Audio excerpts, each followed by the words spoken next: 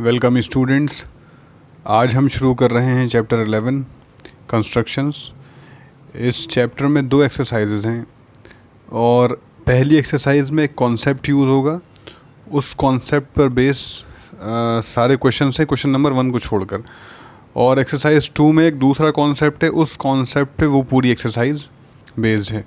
तो एक ही चीज़ आपको मैं एक की टर्म बताऊंगा, वो आपको याद रखना है और उसकी हेल्प से सारे क्वेश्चन सॉल्व हो जाएंगे। दूसरा जो इसमें यूज़ होगा, जो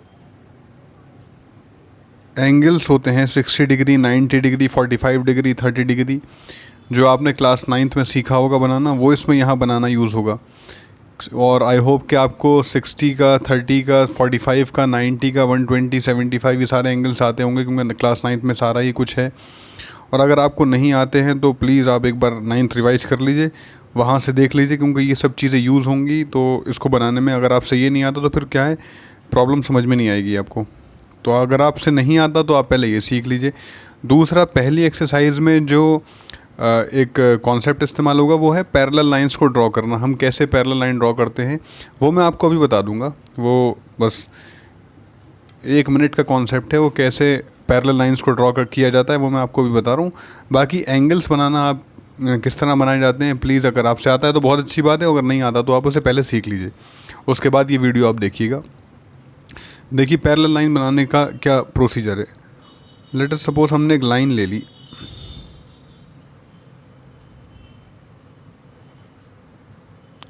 ये एक मैंने लाइन ड्रॉ कर ली और इस पॉइंट पे कहीं भी मैंने मान लीजिए इस पॉइंट पर एक लाइन बना दी।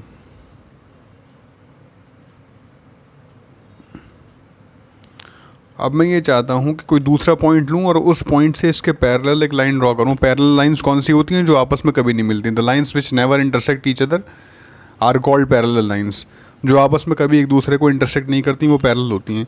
तो मैं इसके पैरेलल चाहे इस पॉइंट से, चाहे इस पॉइंट से, इस पॉइंट से, किसी भी पॉइंट से अगर पैरेलल लाइन ड्रॉ करूँ, लेट अस सपोज मैं इस पॉइंट से चाहता हूँ कि इसके पैरेलल लाइन ड्रॉ कर दूँ, तो मैं क्या करूँगा, कंपास में एक डिस्टेंस लूँगा, इतनी ले लूँ, इतनी ले लूँ, इट्स अप टू मी, मैं कितनी भी ले सकता हूँ, लेकिन जितनी एक बार सेट कर दूँगा फिर उसको चेंज नहीं करूँगा।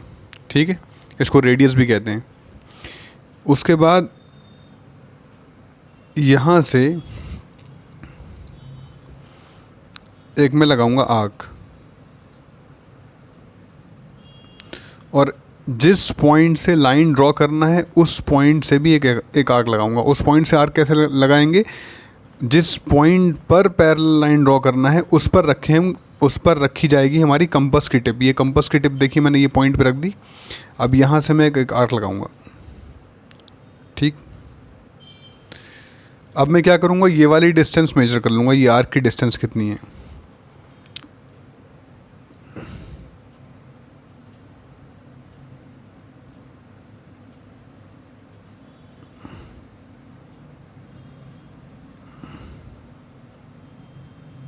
ये डिस्टेंस मेरी मेजर हो गई, ये आर्क कितनी डिस्टेंस है।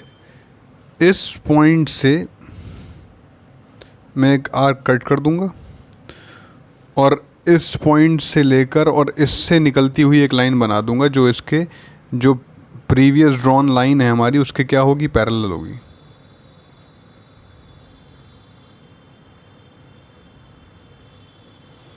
ये मैंने एक लाइन ड्रॉ कर दी। ये देखिए थोड़ी सी गड़बड़ इसलिए हो गई है क्योंकि लाइन जो है ना, तो जहाँ पे आर्क इंटरसेक्ट करता है, जिस पॉइंट पर आर्क इंटरसेक्ट करता है उस पॉइंट से जाना चाहिए। ये बन गई। तो देखिए ये लाइन जो है ना इसके पैरेलल होगी। ठीक है, तो ऐसे इस तरह पैरेलल लाइन ड्रॉ करते हैं। एक्चुअली क्या हुआ, इसमें कॉन्सेप्ट क्या है, हमने इस लाइन से इस बेस लाइन के यहाँ से डिस्टेंस मेजर करी कि ये इसके बीच में कितना एंगल है, उतने ही एंगल पे ये लाइन बना दी। इस बेस लाइन से जितने एंगल पर ये वाली लाइन थी, बिल्कुल सेम एग्जैक्ट उसी एंगल पर ये लाइन बना दी। तो इस वजह से क्या हुई, पैरेलल हो गई। तो पैरेलल लाइन ड्रॉ करने का ये प्रोसीजर है। अब हमारा जो एक्सरसाइज 11.1 है उसमें हमें पहले क्वेश्चन में, इसमें टोटल 7 प्रॉब्लम्स हैं। एक्सरसाइज हमारी 11.1 में 7 प्रॉब्लम्स हैं। 7 में से जो 2 से लेकर 7 तक है वो सब में हमें ट्रायंगल ड्रॉ करना है और फिर एक उसके सिमिलर ट्रायंगल ड्रॉ करना है। और जो हमारा पहला वाला क्वेश्चन है उसमें हमें लाइन बनाकर उसको एक गिवन रेशो में हमें डिवाइड करना है।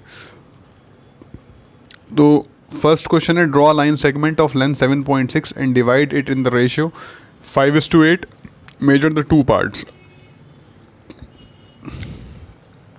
हमें लाइन बनाना है और उसको किस रेशो में डिवाइड करना है, 5:8 के रेशो में। जब आपसे कहे लाइन बनाने के लिए और फिर उसको किसी रेशो में आपसे डिवाइड कराए, तो आपको जो लाइन डिवाइड करा रहा है उसकी लेंथ दी हुई होगी। जैसे कि यहाँ पर गिवन है लेंथ कितनी, 7.6। तो सबसे पहला हमारा काम जो होगा 7.6 सेंटीमीटर की हम लाइन ड्रॉ करेंगे।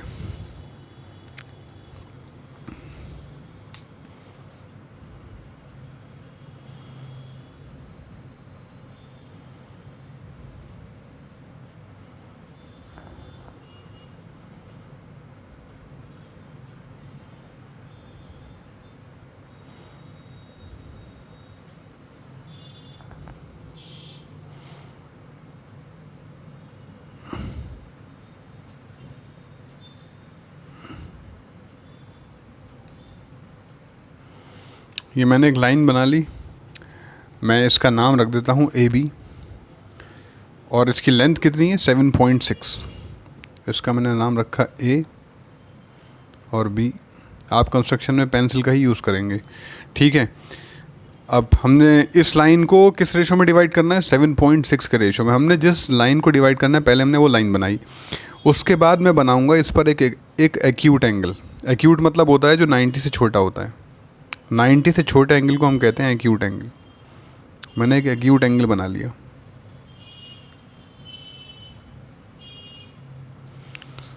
मुझे कैसे पता ये एक्यूट है, अगर 90 डिग्री का एंगल होता है लाइन किस तरह होती हैं, ऐसे।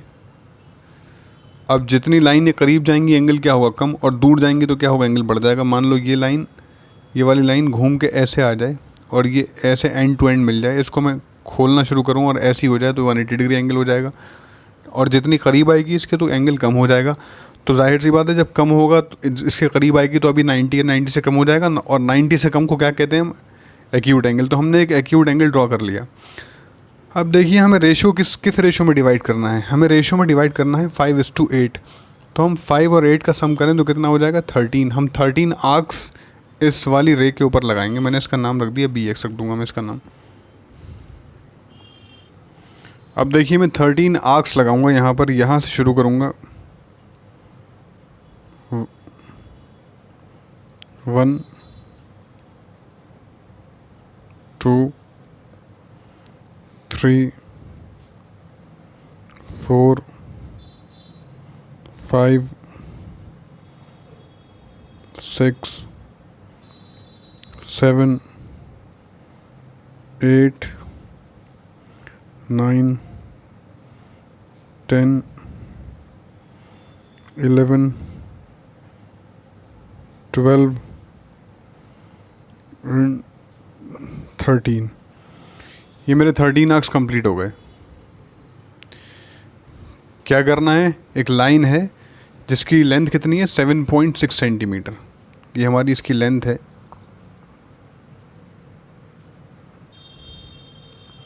सेवन 7.6 सेंटीमीटर, ठीक। इसको डिवाइड करना है किस रेशियो में, 5:8 के रेशियो में। तो हमने पहला काम क्या किया, 7.6 लाइन ड्रॉ की, उसके बाद एक एक्यूट एंगल बना लिया इस लाइन के साथ। इसका नाम रख देंगे हम यहाँ पर,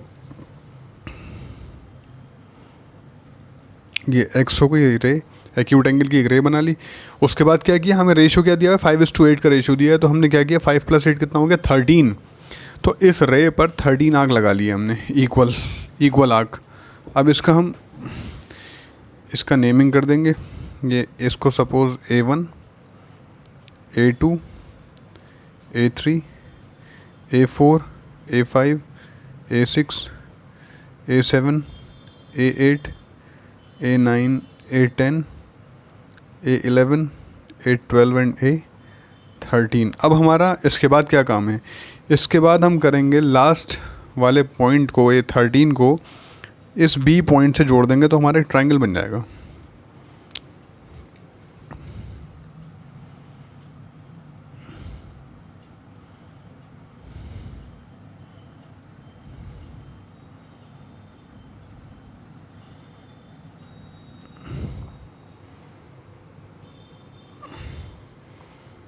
ठीक है, हमने क्या किया, लास्ट वाले पॉइंट को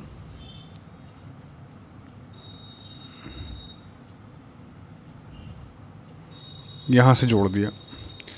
अब हम दूसरा काम, इसके बाद क्या होगा, हमारा रेशो क्या है 5:8। तो फिफ्थ पॉइंट हमारा, फिफ्थ आर्क कौन सा है, यहाँ, ये, इससे इसके पैरेलल लाइन ड्रॉ कर देंगे और ये हमारी गिवन लाइन 7.6 डिवाइड हो जाएगी 5:8 के रेशो में। अब क्या करेंगे हम, हमारा रेशो कितना है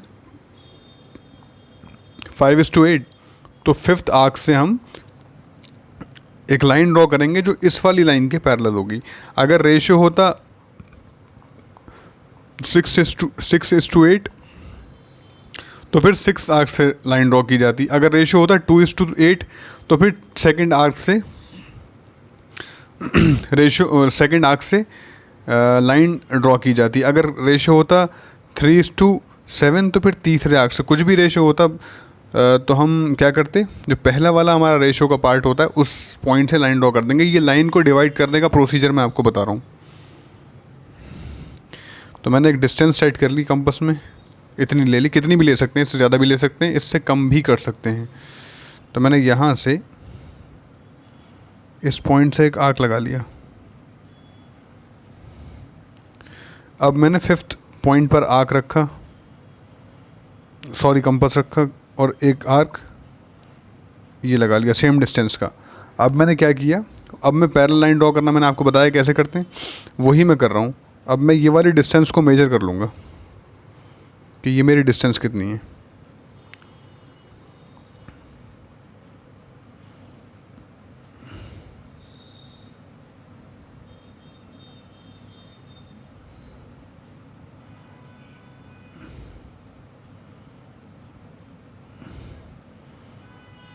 ये डिस्टेंस आ गई मेरे पास।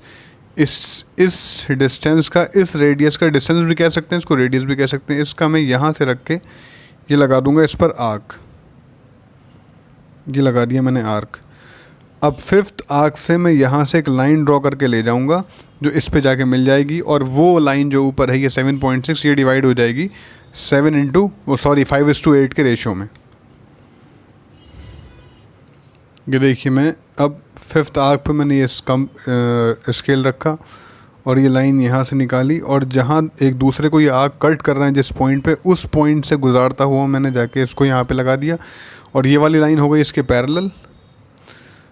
तो ये जो लाइन डिवाइड हुई, ये 7.6 जो हमने पहले ड्रॉ की थी, ये 5:8 के रेशो में डिवाइड हो गई। अब देखिए, मैं आपको इसका कॉन्सेप्ट बताऊँ 5:8 का क्या मतलब है। 5:8 रेशो का मतलब है 5:8, आप 5 और 8 को प्लस करें तो क्या मिलेगा 13। इसका मतलब ये हुआ कि ए बी जो लाइन है ना, इसके 13 पार्ट्स हुए। 13 पार्ट्स में से एक तरफ क्या है 5 पार्ट्स हैं और दूसरी तरफ कितने हैं 8 पार्ट्स हैं। इसके हमने 13 पार्ट्स किए हैं और 13 पार्ट्स में से 5 पार्ट इस तरफ और 8 पार्ट इस तरफ। अगर रेशो होता है 8:5 तो फिर 8 पार्ट्स इस तरफ और 5 पार्ट्स इस तरफ, तब लाइन ड्रॉ होती 8 पॉइंट से। तब लाइन कहाँ से ड्रॉ होती, अगर रेशो होता 8:5 तो फिर लाइन यहाँ से ड्रॉ होती, 8th जो आर्क नंबर 8 है ना, फिर यहाँ से लाइन ड्रॉ करते हैं हम। अच्छा, ये इसमें जस्टिफिकेशन भी मांगा है इसने कि ये भाई देखिए, हमने 13 आर्क्स लगाए थे ना, 1 2 3, तो 5 ये आ गए, 1 1 2 3 4 5, ये 5, और नीचे कितने गए 1 2 3 4 5 6 7 8 ये आ गए। तो ये वाली लाइन तो डिवाइड हो गई 5:8 में। 5 पार्ट्स यहाँ पर हैं और 8 पार्ट्स यहाँ पर हैं, ये नीचे। तो ये पार्ट कितना हो गया 5, और ये पार्ट कितना हो गया 8। तो ये वाली लाइन का रेशो हो गया 5:8।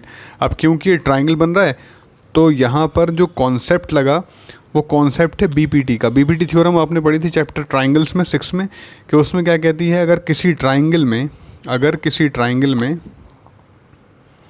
कोई लाइन किसी साइड के पैरेलल हो जाए, मान लो ये ट्राइंगल ABC है, तो मान लो इस BC के साइड के पैरेलल कोई लाइन ड्रॉ हो जाए, उसका नाम DE रखो। तो DE शर्त ये है कि पैरेलल होना चाहिए, अगर पैरेलल होगी तो ही ऐसा होगा, अगर पैरेलल ना हुई तो नहीं होगा। अगर पैरेलल लाइन हो तो जैसे DE BC के पैरेलल है, तो ये पैरेलल लाइन क्या करेगी, बाकी की दो साइड्स को जिसके पैरेलल है उनको उसको छोड़ के जो साइड्स बची उसको इक्वल रेशो में डिवाइड कर देगी। तो ये किसके पैरेलल है, BC के। तो BC के अलावा AB और AC बची, तो AB और AC को क्या करेगी, इक्वल रेशो में डिवाइड कर देगी। आप इसको ऐसे भी समझ सकते हैं, मान लीजिए ये ट्राइंगल ABC है, एक लाइन ये DE ऐसे बना ली मैंने।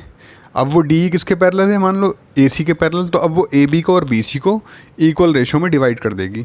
तो देखिए हमारा ये ट्राइंगल बन रहा है AB, इसका नाम दे दो X, तो इसमें जो इसका नाम दे दूँ मैं C, इस पॉइंट का C। तो C और A5 जो लाइन है ये इसके पैरेलल है, तो इसको इक्वल रेशो में डिवाइड करेगी। तो इस वाली लाइन का रेशो क्या है, 5:8, तो इसका भी क्या होगा, 5:8। ठीक है, तो किसी लाइन को किसी रेशो में डिवाइड करने का क्या प्रोसीजर है, आप जिस लाइन को आपको डिवाइड करना है पहले उसकी लेंथ आपको गिवन होगी, वो ड्रॉ कीजिए जैसे हमने ये किया। उसके बाद उसके साथ एक एक्यूट एंगल बना लीजिए, जो रेशो दिया हो उसको ऐड करके उतने नंबर ऑफ आर्क्स लगा लीजिए। जैसे यहाँ पर रेशो क्या था, 5:8, तो मैंने 5 और 8 को ऐड किया तो कितना मिला मुझे, 13। तो मैंने इस पर कितने आर्क्स लगा लिए, 13 आर्क्स। और फिर क्या किया मैंने, इस वाले पॉइंट को लास्ट को ज्वाइन कर दिया लाइन के दूसरे एंड से। यहाँ से तो मैंने रे ड्रॉ कर ली, दूसरा एंड ये वाला हो गया, इसको मैंने इससे ज्वाइन किया और इसके पैरेलल 5th आर्क से मैंने इसके पैरेलल लाइन ड्रॉ कर दी। 5th से क्योंकि रेशो क्या था, 5:8, एक तरफ 5 पार्ट्स दूसरी तरफ 8 पार्ट्स, और टोटल पार्ट्स कितने हैं, 13 पार्ट्स किए हमने।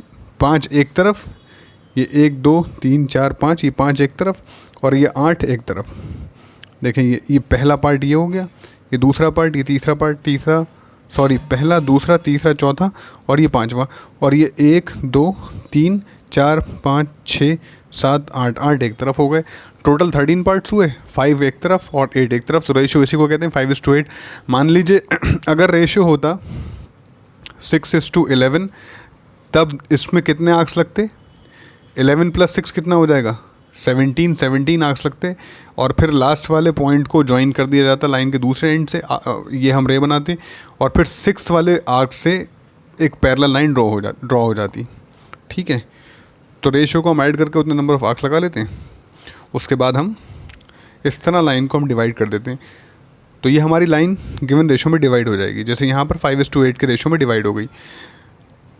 अब ये जो लाइन डिवाइड करने का एक ही क्वेश्चन है 11.1 में। अब जितने भी क्वेश्चन हैं वो सारे के सारे क्या हैं, वो सब में ट्राइंगल हमें बनाना है। अच्छा, इसमें स्टेप्स ऑफ कंस्ट्रक्शन भी लिखे जाते हैं, तो ये तो जो आपने किया है बस वो लिख देना है, इससे ज़्यादा स्टेप्स ऑफ कंस्ट्रक्शन कुछ नहीं होता। अगर आपने कंस्ट्रक्शन कर ली तो इसका मतलब ये है कि आप स्टेप्स ऑफ कंस्ट्रक्शन उस जो फिगर है उसको देख के लिख देंगे, वो समझे, हो गया। तो मैं अभी लिखा रहा हूँ आपको। तो मैंने सबसे पहले क्या किया था, वो मैंने लिखा, draw a line segment AB is equals to, उस लाइन का नाम मैंने AB रखा था ना, 7.6 सेंटीमीटर लेंथ की। दूसरा मैंने क्या काम किया था, draw an acute angle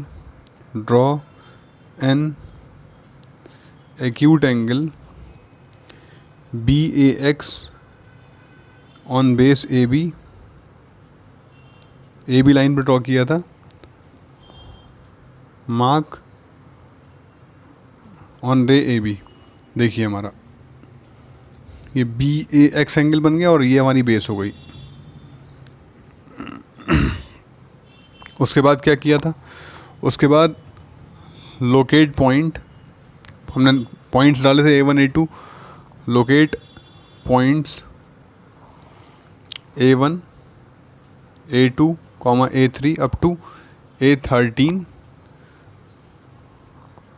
such that on ray पर किया ना ये काम, on such that A1 is equals to A2 is equals to A2 A3 और A3 A4 and so on. इस तरह सारे पॉइंट्स हमने, ये सारे जितने आर्क्स लगाए सबके सब क्या हैं, इक्वल डिस्टेंस में है एक दूसरे से। फिर उसके बाद क्या किया, फिर हमने लास्ट वाले पॉइंट को ज्वाइन कर दिया। A13 को किससे, B से। Join A13 with B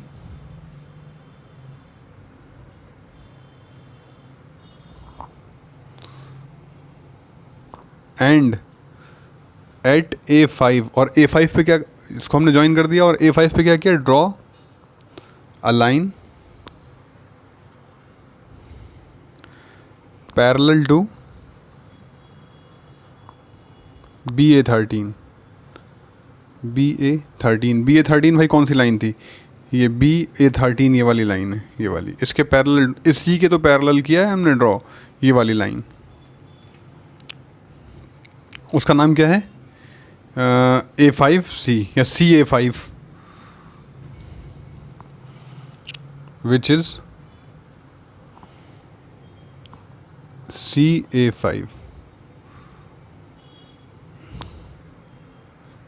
CA5 intersecting, CA5 उसका नाम है, इंटरसेक्टिंग AB एट C, जो AB को C पॉइंट पर काट रही है। देखिए AB हमारी लाइन है ना, ये इसको C पे इसने काट दिया। उसके बाद क्या किया हमने,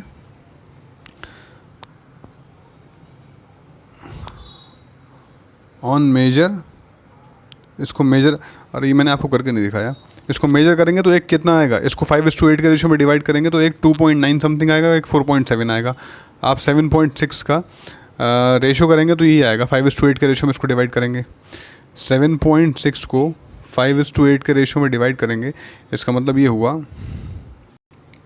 इसके 13 इक्वल पार्ट्स कीजिए, यानी 13 से डिवाइड कर दीजिए, और 5 पार्ट्स एक तरफ ले लीजिए और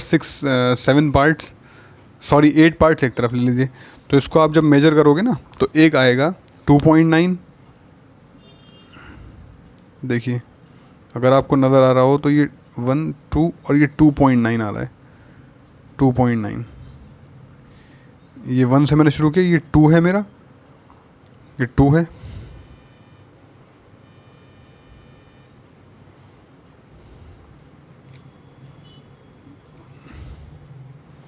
ये 2 है, और ये है 9, 2.5 हो गया, 6 7 8 9 9 पे आ रहा है ये।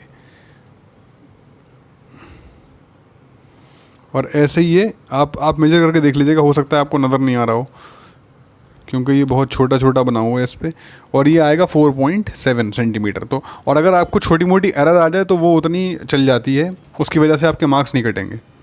हो सकता है छोटी मोटी एरर आ जाए, वो आ सकती है। कभी कभी वो एरर किस वजह से आती है, मान लीजिए आपकी लाइन जहाँ पे पॉइंट ऑफ इंटरसेक्शन है उससे नहीं गुजरी, थोड़ी सी दाएं बाएं हो गई, जैसे हमारा ये इस आर्क का पॉइंट ऑफ इंटरसेक्शन ये था, तो थोड़ी सी लाइन इधर या इधर हो जाए तो इसकी वजह से एरर आ सकती है। तो इतना एग्ज़ाम में चल जाता है, उसके लिए कोई मार्क्स नहीं कटेगा। तो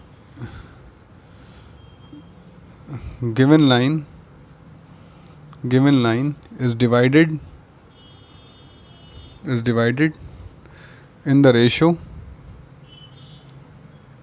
5:8।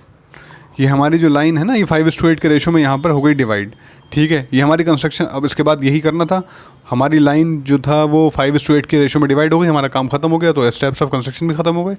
स्टेप्स ऑफ कंस्ट्रक्शन में ये ज़रूरी नहीं है जो मैंने लिखा है आप ये ही लिखें, आप अपनी लैंग्वेज में भी लिख सकते हैं। जो आपने किया है उसको बस इसे रिटन फॉर्म में लिख देना है जो आपने किया है। तो ये ज़रूरी नहीं कि जो स्टेप्स ये लिखे हैं वही आप बिल्कुल डिक्टो एज इट इज़ यही लिखें, आप अपनी लैंग्वेज में भी लिख सकते हैं खुद बनाकर। लेकिन इसके मार्क्स होते हैं, इसे छोड़िएगा मत, इसमें नंबर इसे मार्क्स कट हो जाएंगे। इसका जस्टिफिकेशन है, जस्टिफिकेशन में सोच रहा हूँ कि ना दूँ क्योंकि एग्ज़ाम में पूछा नहीं जाता।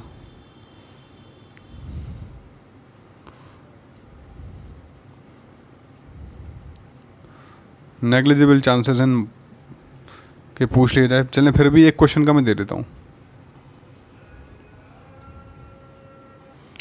देखें इसका जस्टिफिकेशन।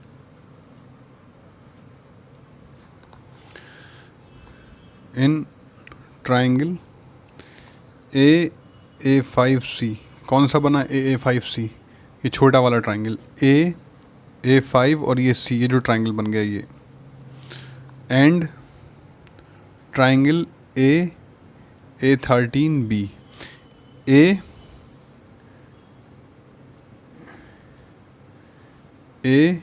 A13 और B, ये जो बड़ा ट्राइंगल बन गया, ठीक है। इन दोनों ट्राइंगल्स की बात चल रही है। BPT by BPT, basic proportionality theorem, वो क्या कहती है कि अगर लाइन पैरेलल है, और ये तो हमने खुद ड्रॉ की है पैरेलल के, इसके पैरेलल है ये वाली लाइन, तो लाइन पैरेलल हो तो दोनों साइड्स को इक्वल रेशो में डिवाइड करती है। तो इस लाइन के दो पार्ट्स हुए, दो टुकड़े हो गए इस पॉइंट से, एक ये वाला पार्ट, एक ये वाला पार्ट। तो जो रेशो इसका और इसका होगा वही रेशो इसका और इसका होगा, यही थ्योरम कहती है। तो AC upon BC will be equals to AA5 upon A5A13, और वो है क्या 5:8। तो ये इसका जस्टिफिकेशन हो गया, 5:8 रेशो है। तो मैं AC अपॉन BC, ठीक है, इस वाले ट्राइंगल में इस साइड का रेशो AC अपॉन BC और इस साइड का ratio AA5 upon A5 upon AA5 upon A5A13। AA5 ये हो गया, ये वाला पार्ट हो गया, AA5 ये वाला पार्ट हो गया, और A5A13 ये दूसरा पार्ट हो गया। तो इसका दोनों का रेशो बराबर होगा 5:8। ये इसका जस्टिफिकेशन हो गया। वैसे आम तौर से जस्टिफिकेशन पूछा नहीं जाता, तो आप इसकी इतनी टेंशन ना लें, ठीक है। इस वीडियो में स्टूडेंट्स इतना ही। See you soon in the next video from question number 2। Thank you students, thanks for watching.